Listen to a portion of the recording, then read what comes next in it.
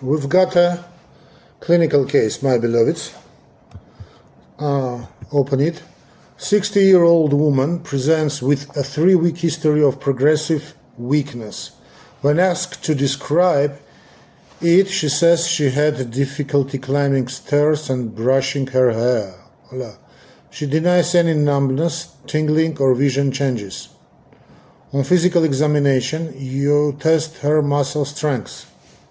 Okay, so you find that she has 4/5 strength in her hip flexors and deltoids bilaterally proximal muscles. So no strength in her hip flexors and deltoid bilaterally proximal muscles, but full strength in her hand grip and foot dorsiflexion, distal muscles. This pattern of proximal muscle weakness without sensory loss is the most characteristic of which of the following conditions? Hola, tricky questions. A. Stroke, no, of course. B. Myasthenia gravis, no. Polymyositis, highly likely. Guillain-Barré Syndrome, polymyositis. So, my beloveds, this question asks the student to interpret a specific pattern of weakness to narrow down a very broad differential diagnosis. Polymyositis, this is the correct one. So, the patient's presentation is a classic form of inflammatory myopathy like polymyositis or dermatomyositis. So the key clue, so the weakness is proximal, affecting the large muscles of the shoulders and hips, and symmetric. This is why she has a trouble with activities that require these muscles, lifting her legs to climb stairs and lifting her arms to brush her hair. No, her hair, not mine. So.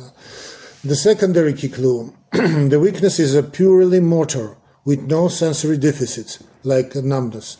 This points to a problem with the muscle itself, a myopathy, rather than a problem with nerves, neuropathy, of the central nervous system.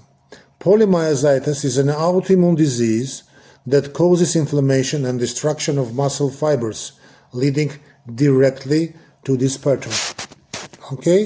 Okay, why are the other, I will answer. Why the other options are highly likely incorrect. So a stroke typically causes unilateral, that's one-sided weakness, often affecting the face, arm, and leg, so-called hemiparesis. It would not cause the symmetric proximal weakness in this patient. It's also often associated with other neurological signs like sensory loss, aphasia, or visual field cuts. Next option was myasthenia gravis. So myasthenia gravis, the disease of the neuromuscular junction, its hallmark is a fluctuating, fatigable weakness that worsens with repetitive use and improve with rest. While it can cause proximal weakness, the functioning nature is the key feature, which was not described anywhere here. What's next? Guillain-Barré. Guillain-Barré Syndrome, infection syndrome. This is an acute inflammatory demyelinating polyneuropathy. The classic pattern is an ascending paralysis that starts in the feet and moves up, and it's almost always accompanied by a loss of deep tendon reflexes and often sensory symptoms. So the weakness is typically distal first, then moves proximally, which is the opposite of this patient's presentation. So, my beloveds, high-yield takeaway. When a patient complains of weakness, the first step is to localize the problem.